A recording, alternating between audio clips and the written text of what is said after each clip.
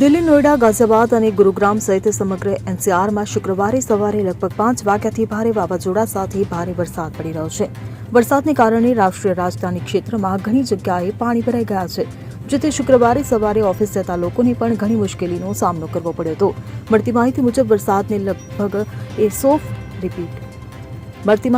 વરસાદને કારણે લગભગ 100 ફ્લાઇટ્સ પ્રભાવિત થઈ છે.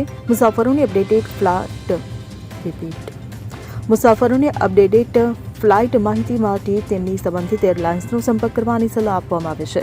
ત્યારે બીજી તરફ ભારતીય હવામાન વિભાગે દિલ્હી માટે રેડ એલર્ટ જાહેર કર્યું છે. આજે 70 થી 80 કિલોમીટર પ્રતિ કલાકની ઝડપે ભારે વાવાઝોડા અને ભારે પવન ફૂંકાશે તેવી ચેતવણી આપી છે. તેમજ અહીં ભારે વરસાદ અને વાવાઝોડાને કારણે વૃક્ષો ઉખડી ગયા હતા, જેથી વીજ લાઇનોને નુકસાન થયું હતું. આઈએમડીએ રહેવાસીઓને ઘરની અંદર રહેવા, ઝાડ નીચે આશ્રય લેવાનું ટાળવા, ઇલેક્ટ્રોનિક ઉપકરણોને અનપ્લગ કરવા અને વિદ્યુત વાહકોથી દૂર રહેવાની સલાહ આપી છે. Bureau report CN24 news. હવે જુઓ દેશ દુનિયાની તમામ ખબરો તમારી આંગળીના ટેરવે. ઉઠાવો મોબાઈલ અને Google Play Store પરથી ડાઉનલોડ કરો અમારી CN24 ન્યૂઝ મોબાઈલ એપ.